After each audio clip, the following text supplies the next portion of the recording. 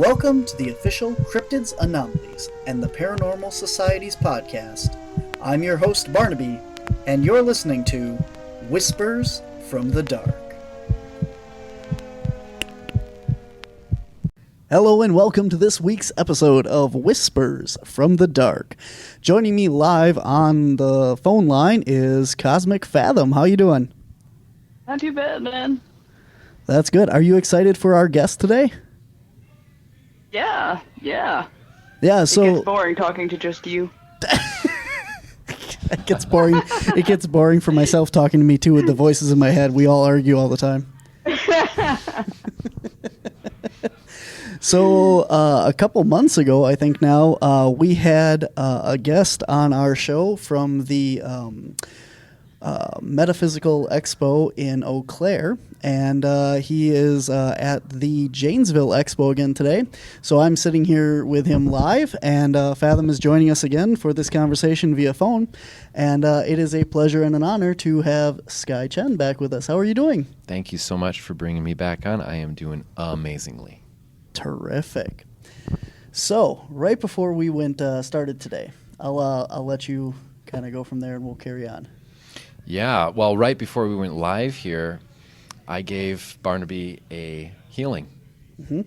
And I've actually been hearing Spirit suggest that the entire day, among other people too, because we have a really big turnout of vendors at this event. Vendors, yeah. There's maybe 40 people, 30, 40 people. Mm-hmm. It's a really big space.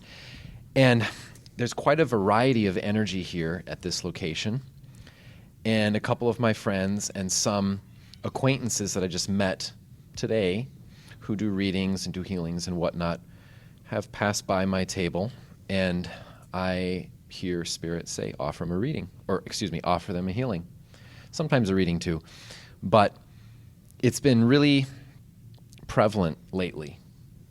People really need this for lots of different reasons, but I really felt compelled to offer you it. And then the whole day went by. You were saying that you were seeing me kind of busy and talking to people. There was always... Yeah, you were busy all day, man. Yeah, that's how they are these days, and I absolutely love it, actually. Yeah, I had maybe a couple seconds to inhale a hot dog and a bratwurst loaded with pickles. Nice. And it was actually the first time I ate at an expo in a long time. I usually don't get a chance to eat at all. And I feel good about that when I'm especially doing energy work, because a lot of energy healers will use their life force to do healings, and that will make them feel drained afterwards. And I used to do that as well for many years when I first began doing this. And it took a while. There's a few things that I do that I've learned before, and now I utilize at every single event that really help me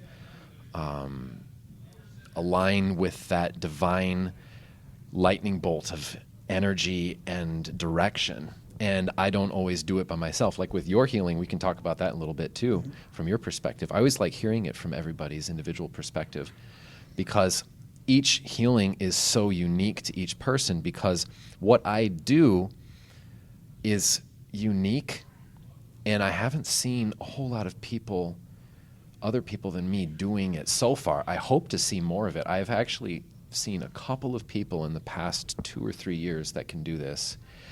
And I was approached by a guy, Dave, Dr. Dave, he comes to a lot of these shows, and he's a psychic medium himself, and he does aura photography. Mm-hmm. And he came up to me just in the middle of one event, probably 6 months ago.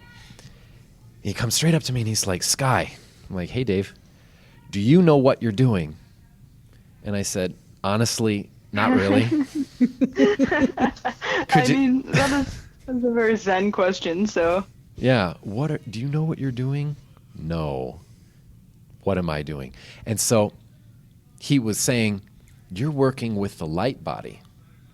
You're pulling things out of people, and you're seeing, or others are seeing the colors and the shapes and the geometry and all of what else goes into an individual's healing. And he said that he had taken some sort of seminar or training course with a bunch of other people, and they spent a solid 3 months, I believe he said, on learning how to do this. And he's like, did you learn anywhere? Did you do this in another time? And I was like, no, really. I mean, I started doing this actually after I met my twin flame. She is a massage therapist, and it was the segue into my own ability. And when I started doing this healing for her just intuitively, it was so powerful, and I felt the connection, and she felt it too. And I just had to branch out from there. I do it for myself as well. And it's just very individual, very unique to each person. So it'd be interesting to see what you feel from your perspective, Barnaby, like what was going on with you. Because some people hear things, some people see colors. Other people, I'm working on them and I see, because you'll notice at the end of that, I give thanks to all of your guides in every direction to you, like the north, south, east, west.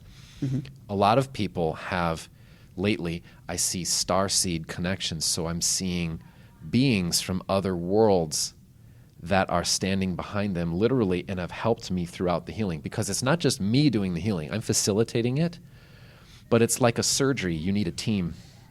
And every single person is unique, because sometimes there will be animals that come in. Sometimes there will be other shaman, other light workers, other beings from other planets. And we'll all be doing different stuff. Like if I'm standing in front of someone and I'm pulling something from the left direction, oftentimes there will be 2 or 3 other individuals standing behind from the other direction and telling me directions. It's okay. Go here, do this, do that.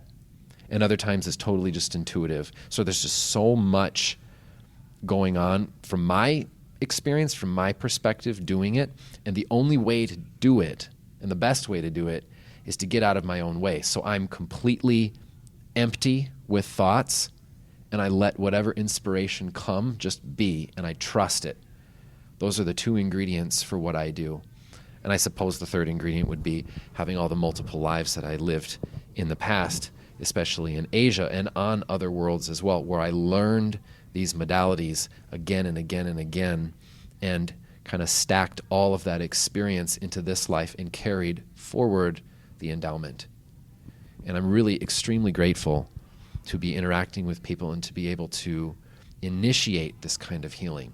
Because going back to what we were talking about, what the healing basically is when we live a modern day lifestyle, we compartmentalize the aspects of us in our existence. For example, we put our mental life over here, our physical life over there, our work life over there, and we're putting everything into neat little compartments that aren't necessarily connected or in the same vicinity. So we're a big bookshelf with a lot of discombobulation all over the place. And when we continue living that way, we might have the house, the car, the children, the work, the insurance, all of these earthly things, but still feel empty, or still feel unreciprocated, or still feel like we're unfulfilled in some sort of way, or empty. Yes, exactly. And so the healing brings those parts of us back into a whole communication, a holistic place, so that a person can step with their best foot forward naturally, as if they were freshly born, without any sort of external influences filling in the gaps that may happen with such discombobulation. Another way to think of it is when you go to a chiropractor, you have all of your bones in your neck and your back, and it still works, but you'll have kinks here and there that over time will create inefficiencies and create discomfort and create some sort of blockage or limitation to what you can do. This is also like a spiritual chiropractic adjustment. So it aligns everything so it can be much more fluid and efficient through the soul. And the soul is the driver of the vehicle that we are, with all the different parts, levels, dimensions, and levels of dimensions that we occupy.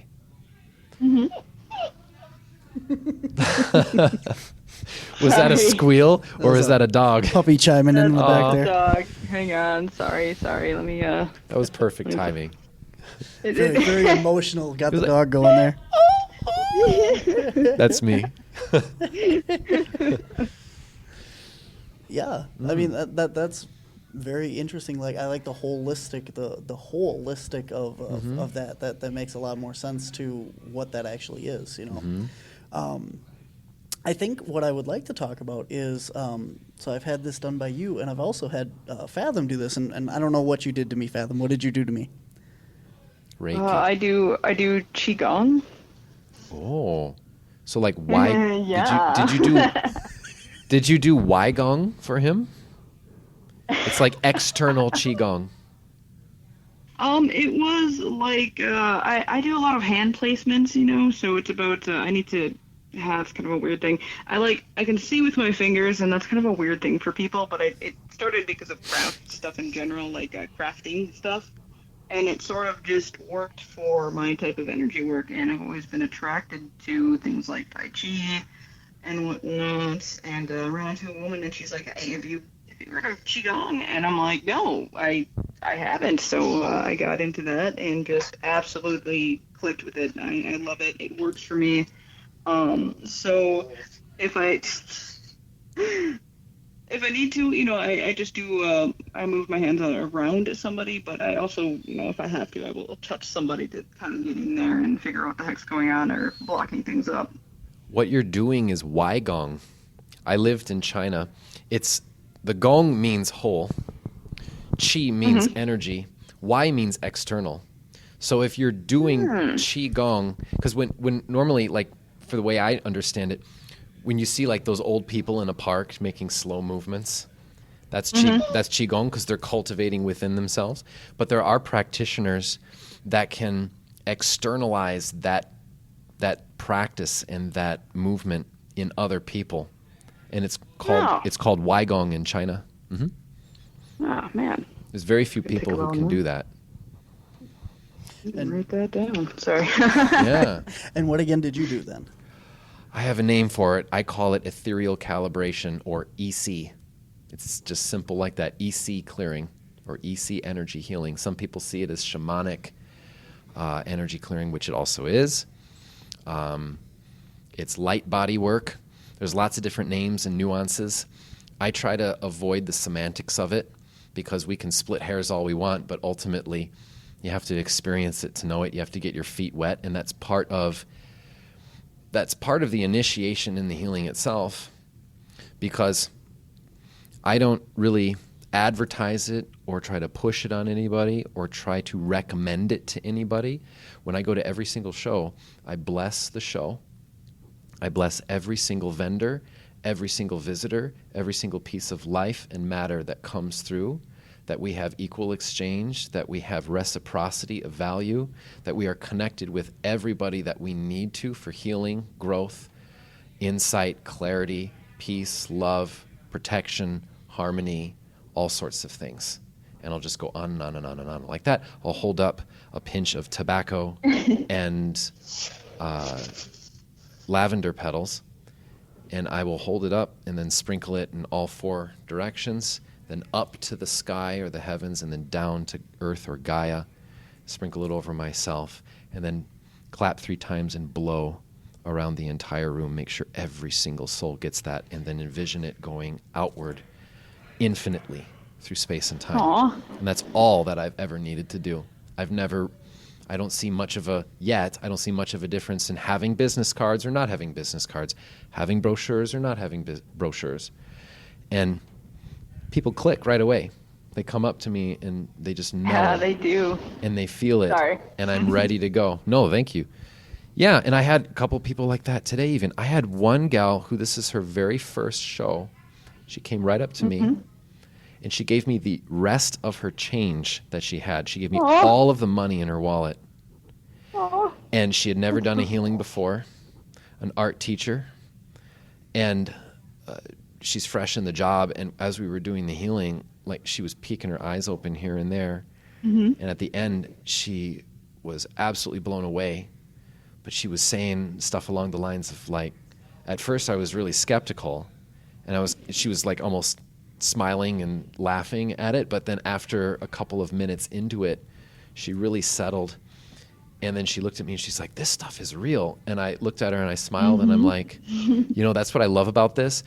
If you're on any part of the spectrum, if you're totally skeptical and this is your very first time experiencing something like this, or if you're a total beam me up, Scotty, I'm ready to leave the planet, like anybody in between, you're all going to feel it. And every single person that I've worked on so far, they actually look different in their eyes and they feel different in their energy, like you do right now, Barnaby. Yeah, he was tired and very I was burnt. Well, gunky. Fathom I knows. can only imagine. Yeah. So how did it feel for you from your perspective? I always like to hear this from people. Well, I told you when we were done, it felt like very tingly. I do feel like lighter, just like whole body wise. Like I have a little more energy now. I was waiting for you to get here tonight. We're recording this after the whole Thanks for convention. being patient with me. Oh, you're fine now. But I laid down on the bed and I told my mom, I'm like, if he's not here in like 15 minutes, I'm going to fall asleep. I felt it. I was like, I need to get there stat.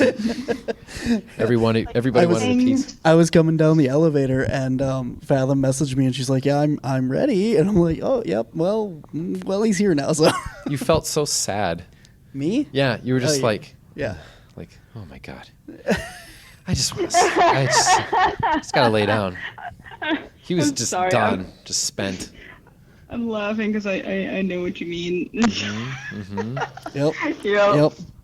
But I feel like and here's where we were talking, where you're just talking about like the skepticism of this, and I'm wondering on a level of this is, you know, I mean, like I've experienced a lot of weird things, you know, with paranormal and Bigfoot and the energy and stuff like that, and okay, just making sure we weren't getting kicked out, you know, so anything I do, you know, is scientific. And so going into this even, you know, I started thinking through it, like, even if there's nothing energy, I mean, I get the energy and stuff, like, there's definitely energy movement. You know, if you put your hand on someone or just hover it by them, you feel the energy of that. You feel that connection, you know. But, you know, if you're, you know, skeptical of it, even just sitting there and having this personalized attention from someone else is just this, you know, what was that, like 5 minutes, 10 minutes, whatever that was. Maybe it was longer. Yeah, I don't know.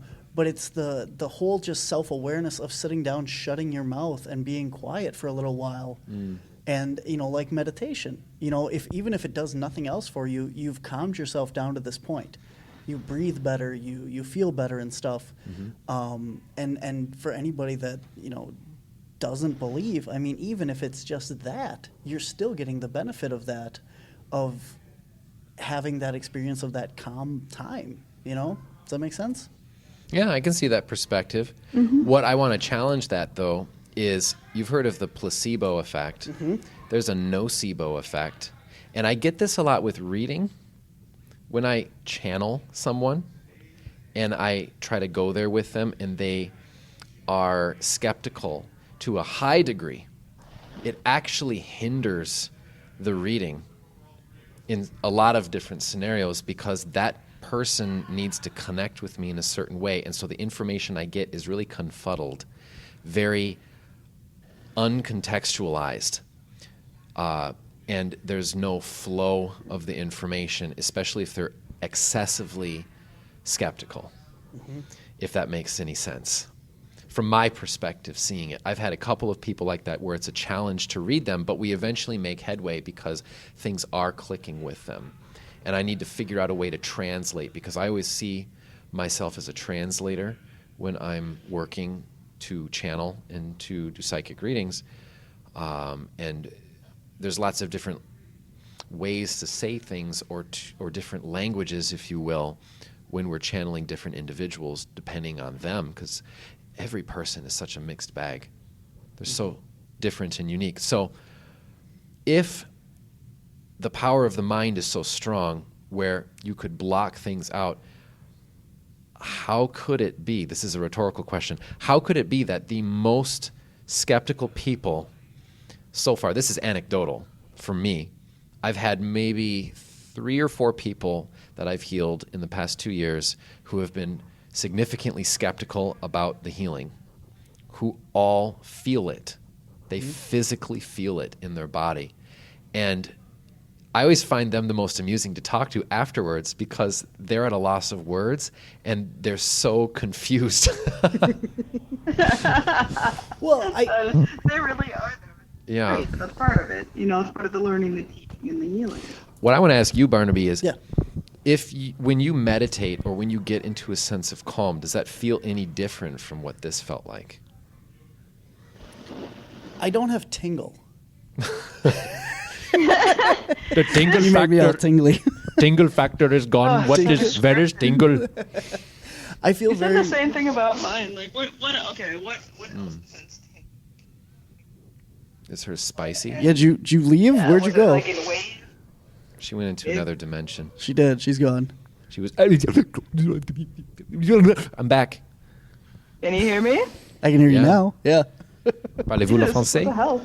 So, okay, to answer your question, like, when I do like meditation stuff, I get very relaxed, and my whole body, like, I usually do it right before bed, so my whole body will like melt into my bed. So it's just kind of like complete relaxed, putty kind of feeling. The energy and stuff with you and with Fathom is more of like the tingling, and it feels like energy. You feel warm in certain places, and you feel like the movement. There's more movement with it. I'm not remembering completely like Fathom and stuff, but from what we just did here, like I feel like tingling as it ran down my leg when you were working down there and stuff, like the one leg and then the other leg as well. So you feel that energy moving around. The other thing I noticed is your voice and the sounds and stuff kind of triggered, like we were talking about with the microphones, like the ASMR. Oh. And it kind of gave that kind of a relaxing vibe as well. So it triggered that and kind of put more relaxation into it and everything, and kind of I can see that perspective for sure. Yeah. So that's where I was with that. So very cool. You're a sciencey guy. yeah, very much. Mhm, But he is. I do feel a lot better. I thank you again. Yeah, you're very I would welcome. say thank you. Thank you very much. You needed it, man. You have no idea. I do actually. I had to You open. say that. I had to open the doors to let his stuff move out. Like it was like crawling my along gosh. the floor.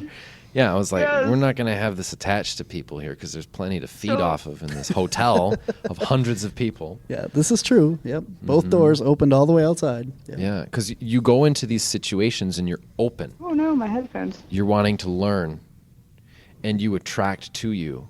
And even your bracelet, you said that was a day old? Yeah, I actually, so Fathom doesn't know about this yet. I actually got a brand new bracelet, custom made yesterday, and it has, help me out here, it has tiger eye, it has bloodstone, it has Hematite looks like hematite too. and lava rock, I believe. You can put like essential oils in there. It'll soak it up, and you can have like aromatherapy with it. So yeah, I got that, and so I bought that last night. Oh my god, dude! It felt like it was a month worn. Like you never cleared nothing on it ever. It just sap. It after she got done making it, because she made it in here custom for me. We put it over this selenite pedestal, and it sat there for a little while. Cool. So and then I put it on. You need to have like a selenite puck or something with you where you can just lay it on every single day. Seriously. Yeah. It would be helpful because you're a power user of your body and your energy and your placement in time and space, because you go to places that we'll say the human mechanism isn't designed to necessarily go. It's kind of like you're the first monkey that the Russians are training to go into space, and he's like sitting there with like 15 G's on his face, and he's like, "Wah!" And it's like flying back, and his cheeks are expanded from all the air flowing through, and he's a very passionate monkey, but he's very tired after all of the centrifugal force yanking him through. I am a very tired monkey. Yes. Oh Oh my god. So I can't. did you re-listen to the podcast? Yeah, that we I did. Okay, so do you remember at the end of the podcast when I got up about midway through and I walked over to that Yeah. vendor and I bought that stone? Yeah, Okay, you remember that? I do. So I have that, and Fathom knows this. I have it in a cage, Oh, and I've worn it ever since then. what a naughty stone. You never get out of there. So I'm interested in. Hang on a second, I'll be right back. He's taking off his pendant because it's around his neck. Yeah, so it's in a necklace. So you were talking about the amount of energy and stuff on the bracelet. So I'm interested if you want to take a look at that, Okay. or just get away from it. I guess. Sure. Let me see here. Yeah, that's heavy too. Here, hold my mic. Yeah, I got your mic. All I'll right. clear it right here. All right. Skye's gonna do his thing. Doing the thing.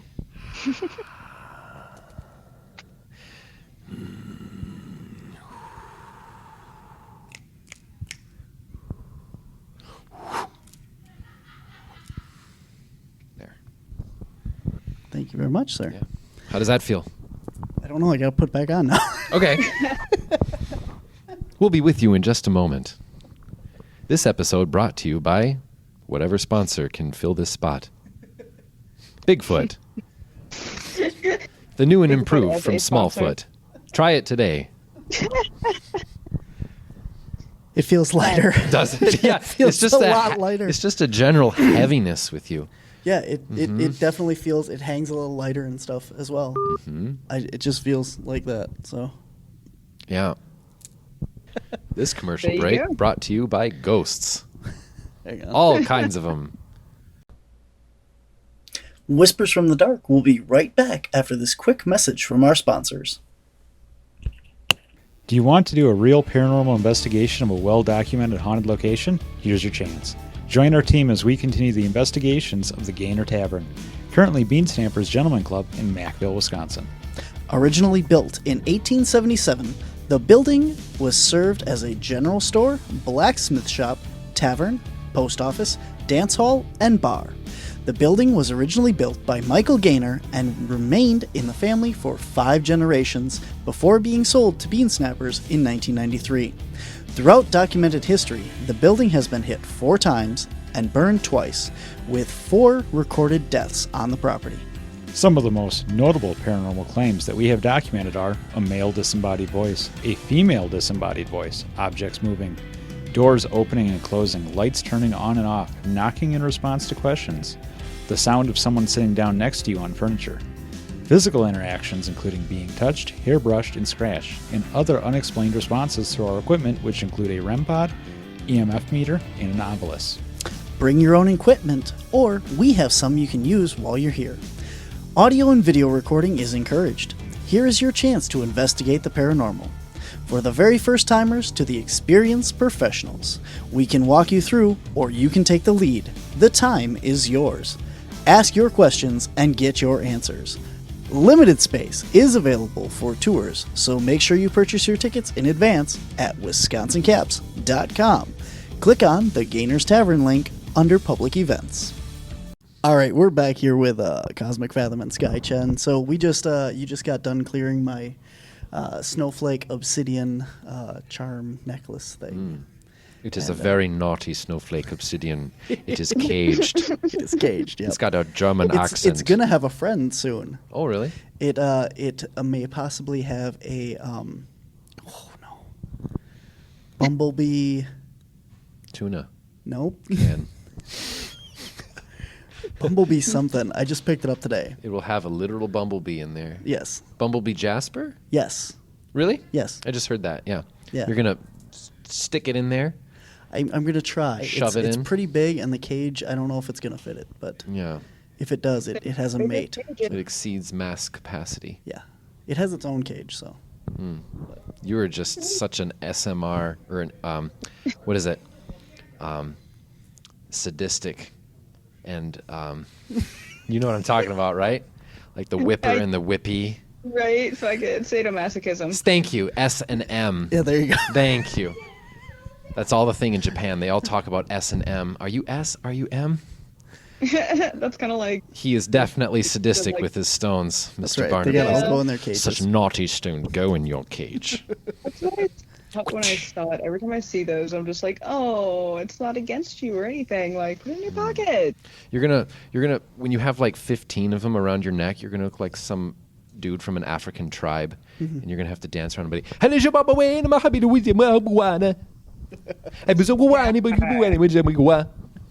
Ching ching ching, and he's gonna like jingle as he moves. Can you picture that? All my stone necklaces, yeah. I had jingle bands and shit like that as growing up, and not too long off ago. So I mean, Yeah. he can't borrow them. Yeah. Yeah. We almost had an appearance from Monet there. Yeah. She's made quite an appearance this weekend. Yeah. She's in a certain state, shall we say. Yeah. What were we talking about? Oh, sadomasochism. Oh, good. with Yeah, let's go stones. back to Let's that. get back to that topic. Well, let's go back to the cleanse. Okay. So, well, we talked about this afterwards, and that. So, we were watching because our booth is kind of like behind, kind of behind yours. I was watching per you se. guys too. Yeah. Oh, we were doing podcasts all day. I saw that. Yeah. Anyway, and so, well, the first question that I have, we'll go to this first. I mean this with all respect, but when you watch you do this stuff, it is quite a show. Like, I mean, you're very animated and just active and going around and making noise and stuff. And and that's not just you. I mean, like all the healers and stuff. You have the last one we were at. The one lady had a gong, you know, and all this stuff. But we watched you today work and stuff, and it was quite a show over there. So when you look at this, like you're pulling stuff off and stretching things and doing like all this weird stuff with your hands and stuff. And so this brings me to my question, and we kind of touched on this, but I'll let you talk about it here. My mom had a question for you, and it was when you're pulling off all this stuff and just throwing it out into the universe, is it just sticking to the closest person and then you heal them next? And this goes to John, and now he's got a problem, so I've got a client. Yep, that is exactly what she was like. You know, that's funny you bring this up, though, because I didn't say this before we went live, but I felt that today. Like, that question popped in, and it was probably me picking up you thinking that as you were I didn't observing have me. that. She was doing that. Oh, she was saying it to you? No, she asked me that before we came down here. Oh. Yeah. Before I even was doing anything. Or because I'm seeing like she was watching me Today, live correct. doing Yep, it. Yep. Yep, because I had that thought pop up, and I've never had that thought ever pop up. Very good question. That'd be a hilarious reality if it were true. Yeah. Because then it's like, hey, keep them rolling, keep them coming. Like recycle the demons, right? Right? Just like, yeah, you never run out of clients. You could have so right. many That person someday. looks like they have money. You getting married. Take all the booze and yeet it on somebody else. Yeet. Not my problem. When I'm doing the healing, it's not just me doing it. I'm working with that person's guides, with my guides, and with anything and everything in between that shows up as light workers or ascended masters or other healers that maybe the layman might not be able to see with their naked eye. They are there working with me, especially from opposite ends. When I'm pulling things out from one end, it often goes straight through. But it's hard to describe because it's not occupying a physical space. It's occupying a metaphysical space that's devoid of space and time. So the objects, quote unquote, that I'm seeing or feeling as I work don't exist on a physical plane, yet they affect the physical as a part of what is happening. Because the physical is like the very last thing to be affected when you're going through the whole chain of all of the parts of a human being. You have the metaphysical part, the mental part, the spiritual part, the energetic part, and then the physical part. And the physical part always takes it takes slower to kind of matriculate, because what's physical needs form and repetition. So that's the long answer, but the short answer is, when I'm pulling stuff from certain people, it's not going to them because there's somebody or something behind, and it's going into another location. So even though the action may look like it's making a path or traversing an angle in the 3D world, it's not actually going to that 3D direction that it seems to be going. It's going through another dimension, or several, actually. So that's a really good question, actually. I'm glad you brought that up, because I'd never really thought about it until today. And it makes sense why it came up in the middle of the day. It was around noon or 1 o'clock I actually had that thought. And I kind of had a smirk to myself as I was healing somebody, because it looked like it was going to this dude, but it apparently didn't go to him, because if it did, he'd probably like fall down and like start convulsing or something. But it doesn't go to that physical space, even though it may look like it. So chew on that. I have a follow-up question to this. Sure. So, and this may not be something you can touch on or not, but like you hear people of like the magic practice and stuff that curse people or send bad energy. Mm-hmm. Would that be like, if you, not you, but somebody like that, when you're pulling that energy and pushing it somewhere, is that like what they would be doing? Yes and no, because it depends on the circumstance, and I'm actually a really good person to ask this. Well, good. Answer it. Because sure, we're getting there. There's a lot to say. I was hexed. Okay. For about 10 years. And it's a significant component of what brought about the Lyme disease and all of the other calamities that begotten me in a decade of time. And when I'm working with people on different layers, it can be different for every person. So for lack of a better way to illustrate it, you could think of it in terms of layers. And sometimes you're working on a more surface layer, and sometimes you're working on a deeper layer of the soul. And certain people and spirits that are able to hex and know how to hex can involve different layers within that individual, depending on how receptive they are at those layers. That's the short answer. But it gets very nuanced.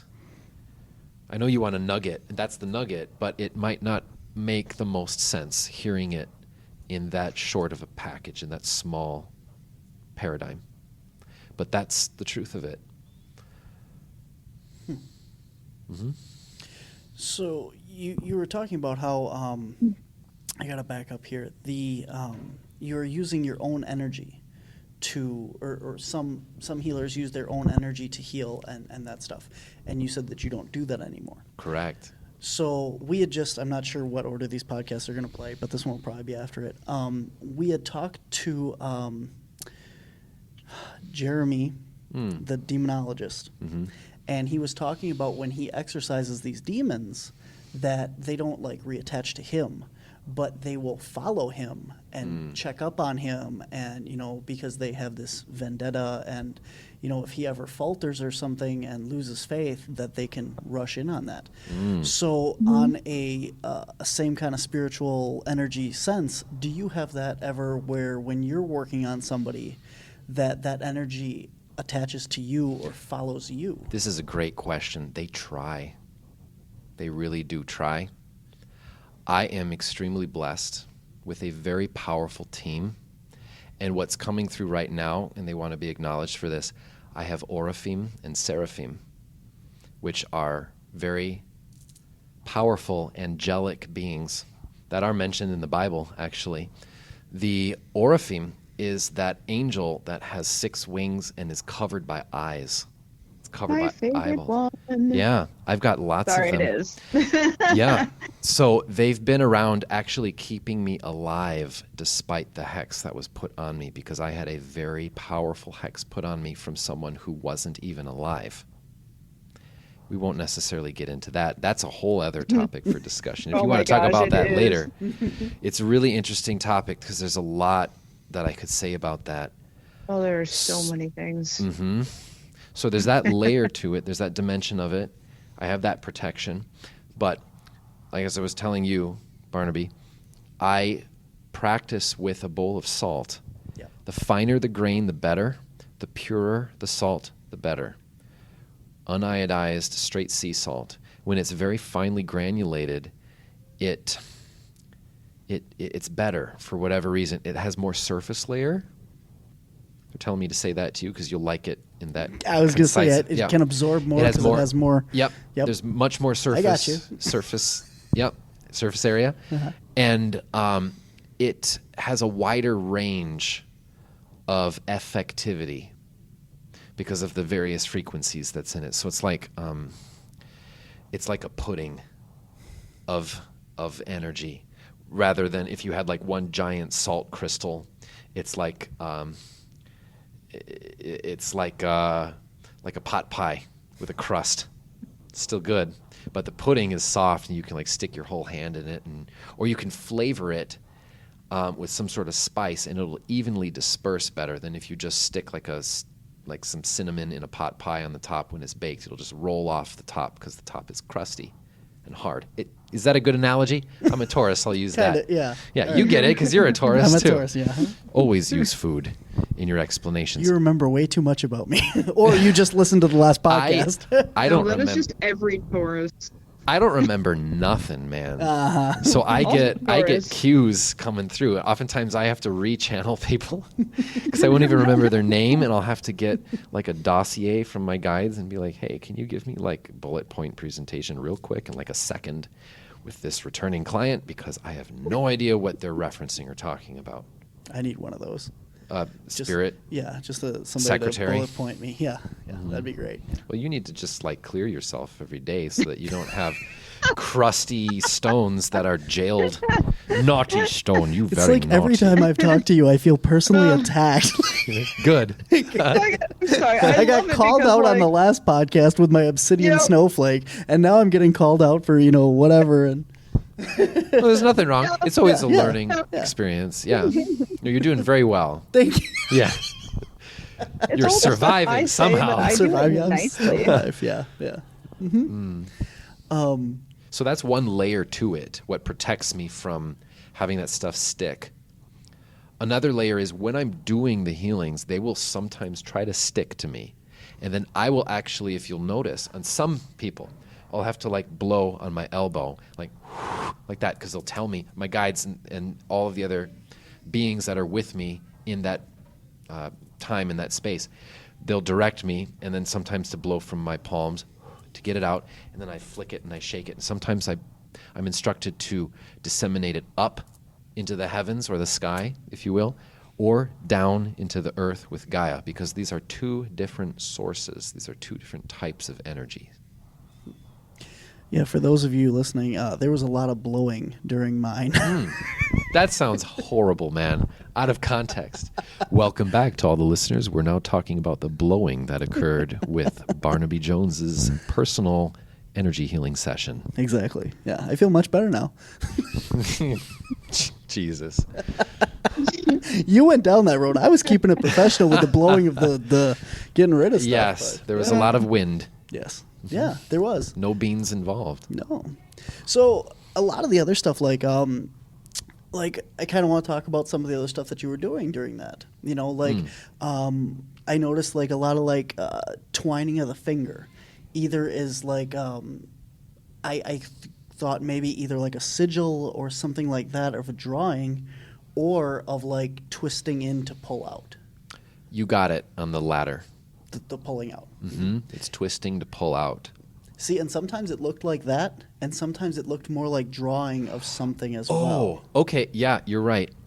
I do a lot of 3. Yep, it was right here when I noticed that. When I draw the triangles, in a lot of different chakras or areas. It doesn't even have to be one of the 7 or 9 traditional chakras, but it often is. And I will do it in a multitude of different directions and then move them and spin them. And sometimes they tell me to go this direction, like to the left, like Beyonce say, or to the right, or up and down and shake it all around. Do the hokey pokey. I couldn't help it. Well, now that went somewhere weird too. Yeah. The metaphysical hokey pokey. Yeah. But yeah, that I wouldn't call that a sigil, but it was brought up today from certain clients that could see as well alongside me what was happening, not just with colors and shapes, but also that what she called sacred geometry is at play. And I never consciously thought of that until today. I'm just directed to what I do, and I do it. There's no thought, there's no processing. It just happens. It's like muscle memory to a musician. I just go. And that's how it works the best that it can. So drawing of that helps to, I'm channeling them now to ask what that is. It helps to prep the pathway to move.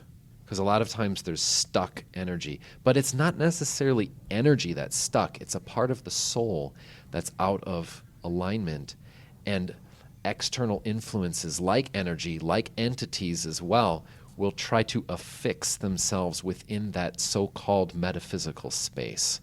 And so it's like if you go to the beach with a loose pair of shoes, you're going to get sand stuck in between the cracks in every which way. But if you go with like a really tight pair of shoes, or you go with like knee-high boots, that exposure is going to prevent, or that you're going to prevent exposure getting into those little nooks and crannies. So the same is true of the soul. When we're discombobulated, like I was explaining earlier, when we live a modern lifestyle, we have our physical life over here, our spiritual life over there, we're all disconnected from ourselves. It leaves a so-called space in which the external world can influence us and kind of stick in there and get stuck and create like a filler, if you will, to our lives, and can keep us in autopilot modes or keep us in reciprocal patterns that aren't necessarily aligned to who or what we are, like addictions. That's the big one that just came up as I'm saying this, I heard.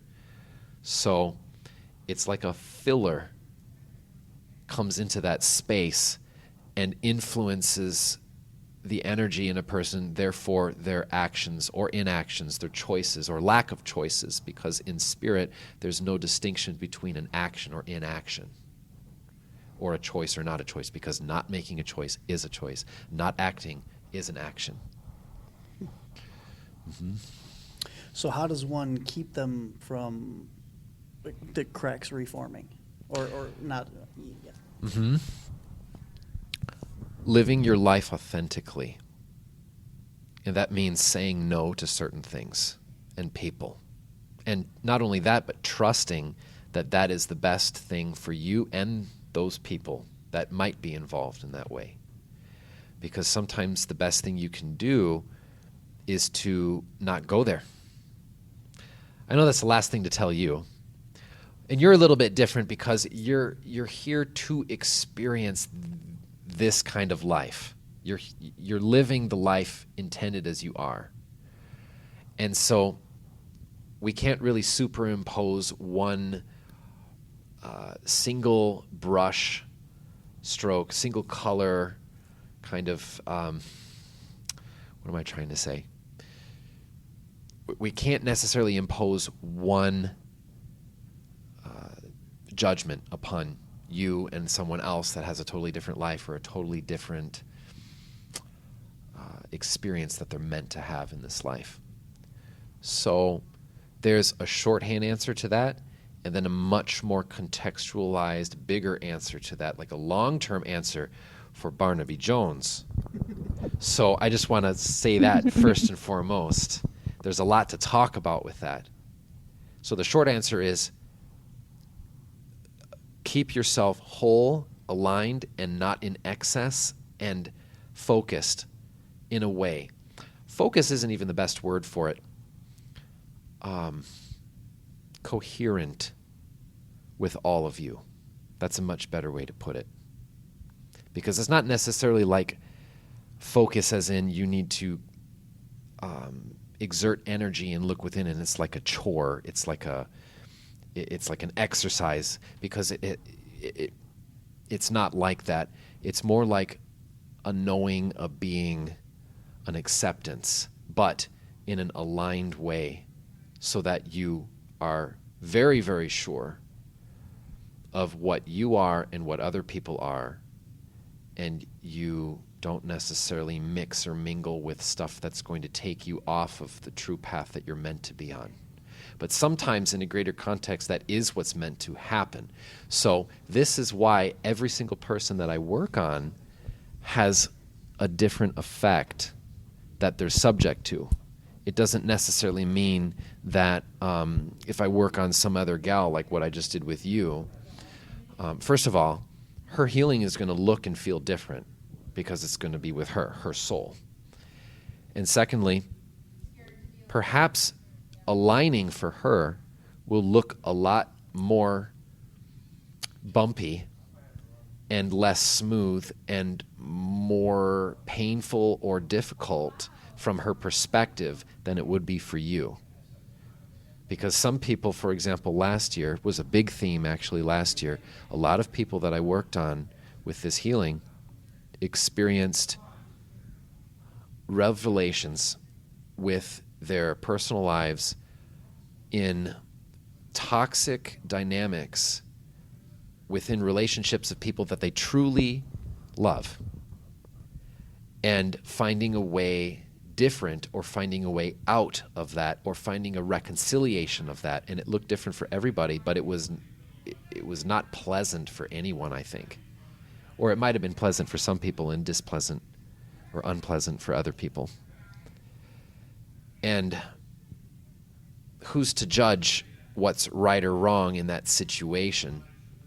Because in order to judge something that's right or wrong from that level of the soul, you have to have a comparison. This came up in a reading yesterday, actually, with one of my private clients, where it was something along the lines of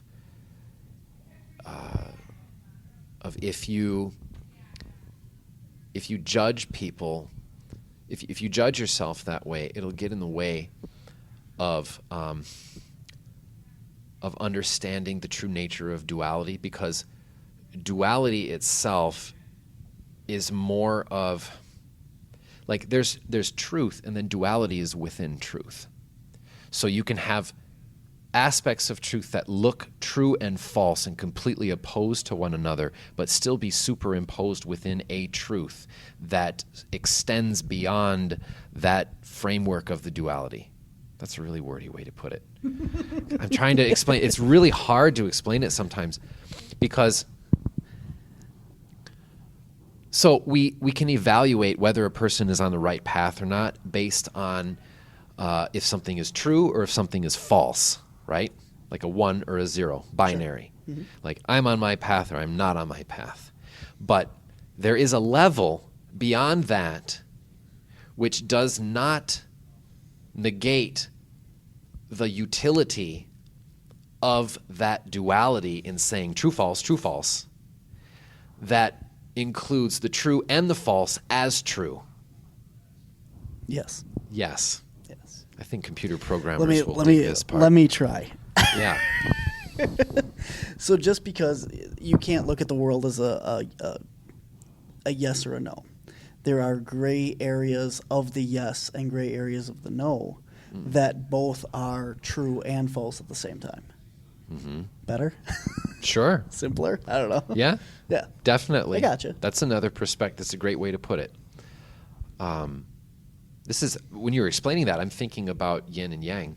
Mm-hmm. Yin yang in Chinese talks about that concept, where even if you have pure yin or pure receptivity, within that there is a yang that forms out of the necessity of this space-time fabric because without yin and yang, the duality, there cannot exist form, because form needs to have a repetitive motion in order to matriculate or crystallize something into the third dimension.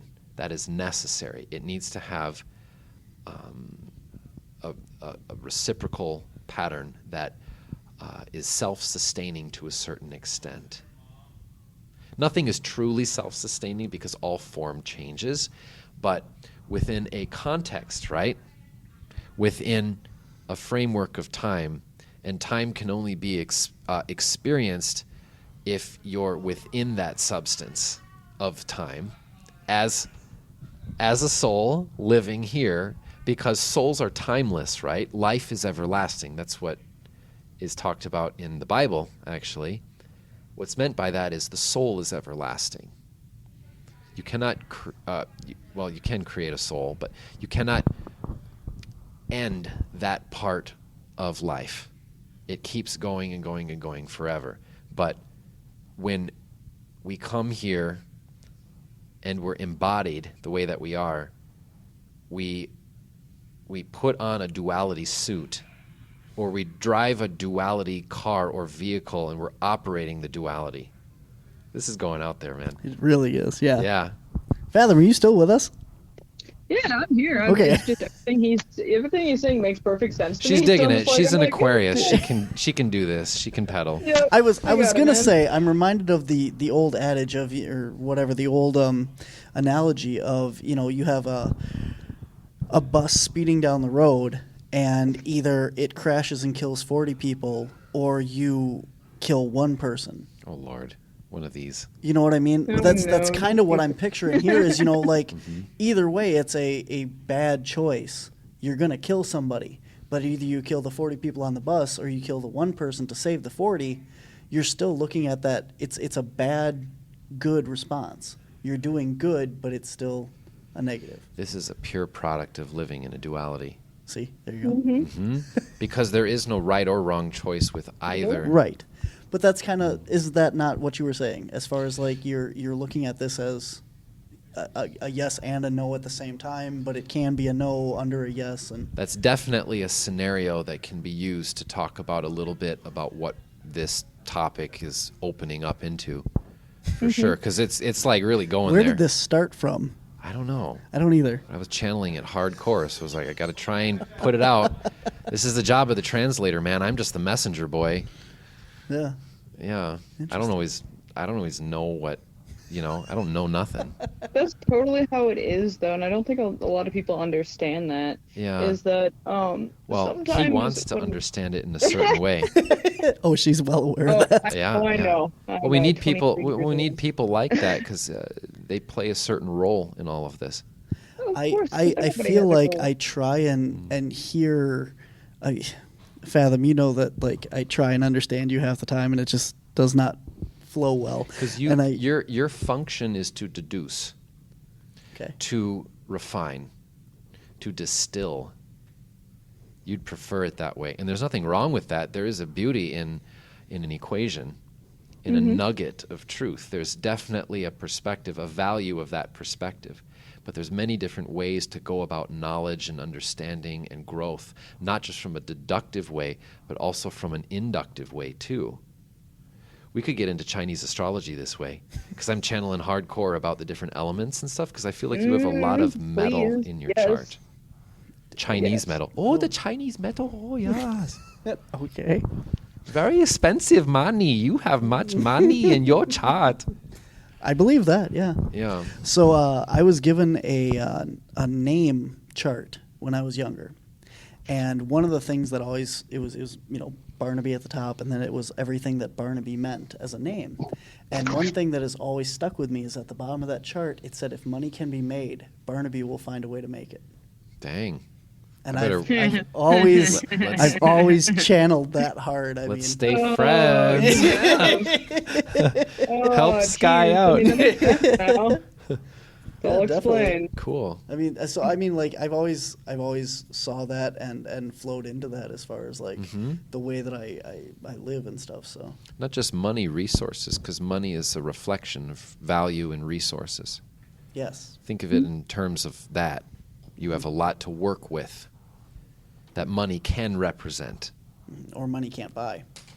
There you go. Yeah, that too. Yeah, there's a lot of untangible resources that I have at my disposal, like my friend network or the people that I've met and stuff like that as well. That's And your S&M stone that you wear on your stone, chest. yes. Yes. Naughty stone from Germany. Yes. Yes. Germany. I don't know. I Okay. seem as like a Klaus. I am very naughty stone. Klaus. I must be I've caged. been bad.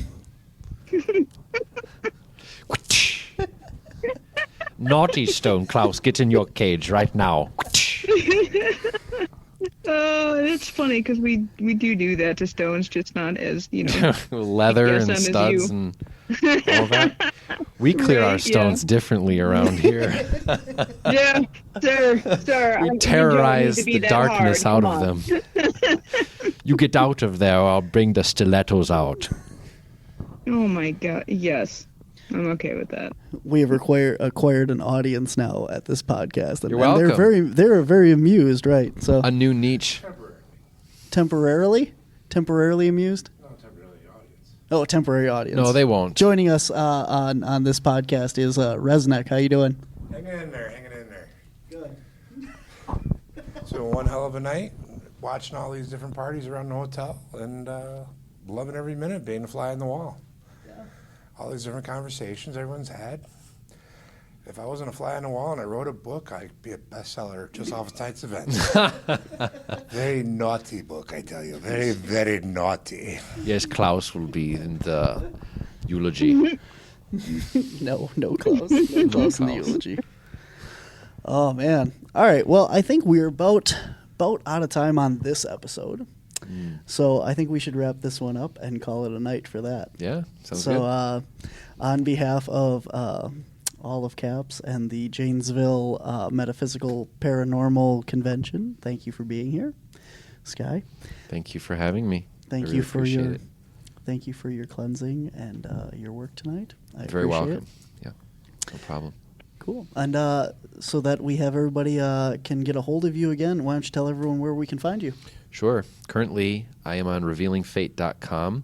I have acquired skyechen.com, so stay tuned for that. That should be coming very shortly. I am on social media on Instagram and Facebook with @SkyeChenPsychic. That's SkyeChen Psychic. And you can find me on Patreon as Skye Chen. Cool. And I hope I got all your stuff right on the last one, and I'll just copy it right over, and hopefully we get skyechen.com on there as well. Oh, yeah, for sure. Yeah. I'm You'll excited. have to let me for it. know. For sure, man. Cool. All right. Until next time, I'm Barnaby. I'm And S- the I'm Resnick. and I'm Skye Chen. All right, guys. Thanks for listening. We'll see you next time. And I'm Klaus. You, Klaus. Thanks for listening to this week's episode of Whispers from the Dark. To find out more about cryptids, anomalies, and the Paranormal Society, visit us at our website at wisconsincaps.com. That's wisconsincaps.com. There you can find links to all of our social media, Facebook, YouTube, Twitter, Instagram, TikTok, and our Patreon. You will see links to our online store as well, where you can get t-shirts, DVDs, and more.